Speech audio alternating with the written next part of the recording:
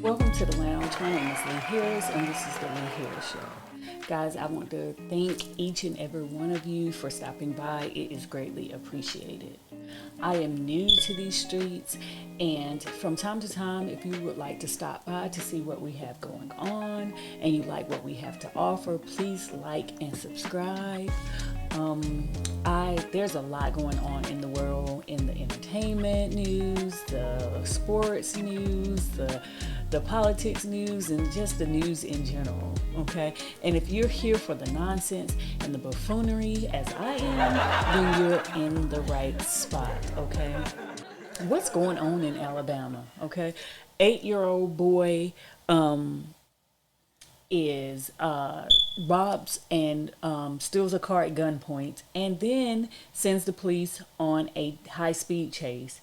And then a woman is currently missing after she stops on the interstate to check on a toddler. Okay, but first we have a review. I have Don Julio Primavera, which is a tequila reposado, 100% agave. Okay, so I do want to advise that when you're looking for tequila, you definitely want something that's 100% agave. And for those who know tequila, you know that Don Julio is absolutely top tier, one of the most popular tequilas, and they have many different kinds. They have Blanco, Reposado, Anejo. They have Don Julio 70, 1972, Don Julio Rosada, and then Primavera, and many more. Okay, so today I'm going to be reviewing the Don Julio Primavera. It is 40% alcohol. It is rested in orange wine cask for a light citrus finish. Okay, and this bottle's price point is currently $129.95. I do want to advise that you cannot get this for in a smaller bottle. It only comes in fifths right now. And again, this price point is $129.95. Just a little background about me. I am a chief finance officer at an ABC store, so I definitely have the background for alcohol. And guys, I want to say that I review different alcohols and taste different liquors, so you don't have to, okay, unless you want to, okay? And if there's something that you would like for me to review or taste for you, then definitely comment below and I will do the best I can to review those. Okay, so we always start off with a smell check. Ooh, that smells absolutely amazing. I can smell the oranges. It smells good. Got it in my little mug. Don't judge. Okay, cheers.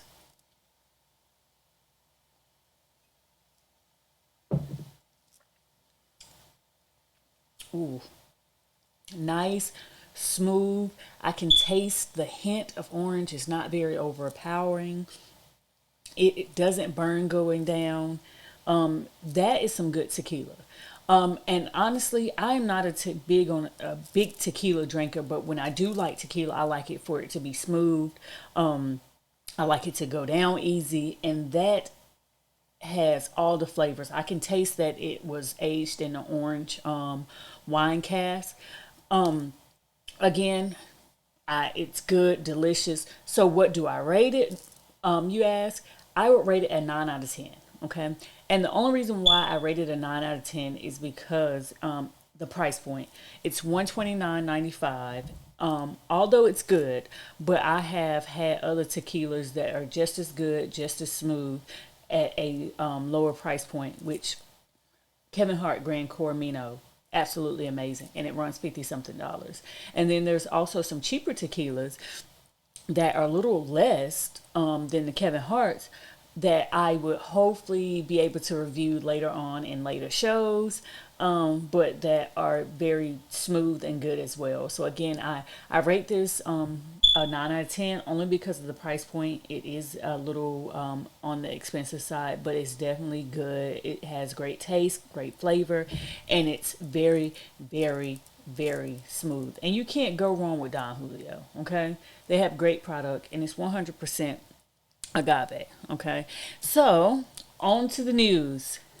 as I mentioned, in Alabama, a 8-year-old boy hijacked a car at gunpoint and sent the police on a high speed chase in Alabama. So we're gonna check out the news story and talk about it.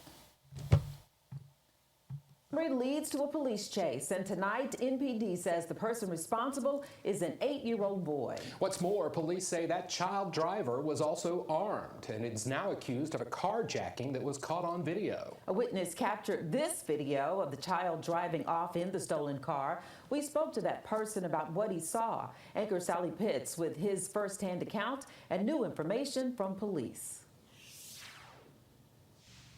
Hey Google, call the Montgomery Police Department. Witness video shows what police say is an 8-year-old driving a stolen car. The witness said he saw the child hit another car and then drive off. I just naturally kind of wanted to follow him because I didn't think it was right for him to just get away with hitting someone. But as I was following him, I realized at some point it was a little boy. The witness said he continued to follow the car, and at one point it turned onto the boulevard going in the wrong direction. Yeah, he picked up some adults on Norman Bridge Road. There's two guys, and they just wanted a ride to, I think, American Deli. And so I followed them there. I kind of kept my distance. The witness called police, who tried to pull over the child. Officers say he refused to stop. During the chase, police say the 8-year-old driver crashed in the area of West Fairview Avenue and South Court Street. No one was hurt, but this witness fears it could have ended differently. I think parents don't get involved in their kids' lives enough anymore. It's not 100% their fault, but I think parents really just need to know where the kids are, what the kids are doing. Police say they did recover a gun. Of course, the 8-year-old. Okay, so the guy stated that the parents don't know where the kids are anymore, and the parents are not in the lives of the children anymore, which I absolutely agree. Okay, so I agree wholeheartedly with him. Like, children are having children. Okay, and at the age of 8, I was outside playing, reading books, riding bikes. The thought of stealing a car and a car at gunpoint was definitely not on my mind at all. And one thing I would have to disagree with the eyewitness is he said that the parents are not 100% to blame. I disagree with that. The parents are 100% to blame, because I strongly believe that a kid is the product of their environment. Okay, and I'm not sure if the 8-year-old boy is white, if he's black. It doesn't matter, but I believe that it starts at the home, because the parents should be teaching this kid right from wrong. 8 years old, that is just very frightening, because it's like they're getting younger and younger. But again, it goes back to kids raising kids, and then kids being the product of their environment. They're going to do what they see. Okay, so if he doesn't have a parent there or parents there teaching this young man right from wrong, then he's going to go out and do whatever he wants to, whether it's right or wrong. And what scares me the most is that this young man did not have any fear, because when the cops got behind him, I would have been scared and stopped. However, this young man kept going, and it wasn't until that he wrecked they were able to arrest him, and then at that time they confiscated a gun. Now, this is not funny, but it's kind of funny. He picked up 2 adults, and the man said, I guess they wanted to go to American Deli, get dropped off at American Deli. Either these adults were high on drugs or alcohol, or they had no common sense whatsoever, because who gets in the car with the 8-year-old, okay, and bum a ride from an 8-year-old? And then again, I do want to see what this 8-year-old look like, because nowadays children as young as 10 are looking 21, 30. Okay, and it's crazy. But the 2 adults bummed a ride to American Deli. Just don't sit right with me. Again, it's not funny, but it's just bizarre. Okay, and it goes back to his parents, his mom, his dad. And I mean, if he does have a father in his life, then that young man, that father should be teaching this young man, like, okay, this is what's right. That 8, he don't even know how to get in the shower and shower good. He's just 8, and it's scary. It's frightening because he's a second grader. When you're 8, I think you're second grade. Second grade, and you're stealing a car and stealing it at gunpoint, I add, and then sending the police on a high-speed chase.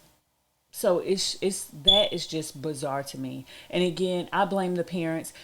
The 8-year-old boy was arrested. I believe that the parents should be arrested as well. They should be charged as well. Okay, the little 8-year-old should be sent to juvie, and the parents should be sent to jail. We have to teach lessons because we can't. I honestly don't feel sorry for this 8-year-old boy, because you know what? I do feel sorry for him. I blame his parents. I blame that 8-year-old boy parents. And again, that is just crazy, guys. Be safe out there, because that could have turned out to be something bad. He could have hit somebody, killed somebody. The police could have killed him, and then people would be marching the streets. But it's sad. Just be safe out there. Okay. Sad news coming out of Alabama. A woman pulls over on the side of the road to check on a toddler who was walking on the interstate alone and is now missing. Okay, so search continues for Carly Russell, a woman vanished in Hoover, Alabama. And that's her right there. Okay. Rewards totaling $25,000 are being offered as the search continued Friday for a woman missing after she told family she was checking on a child she said was walking alone along Interstate 459 in Hoover. An anonymous donor has put up $20,000 for the 25-year-old safe return, and then Crime Stoppers has put up an additional $5,000, so that's totaling $25,000. The search began Thursday night when Hoover 911 at 9:34 p.m. received a call from Russell, which this is quoted from Lieutenant Daniel Lowe. Russell told the dispatcher that she was near mile marker 11 when she saw a toddler walking alone on the side of I-459 between the flyover to Galleria and Highway 150. After calling 911, Russell stopped to check on the child and called a family member to report the same details. The family lost contact with her, but the line remained open.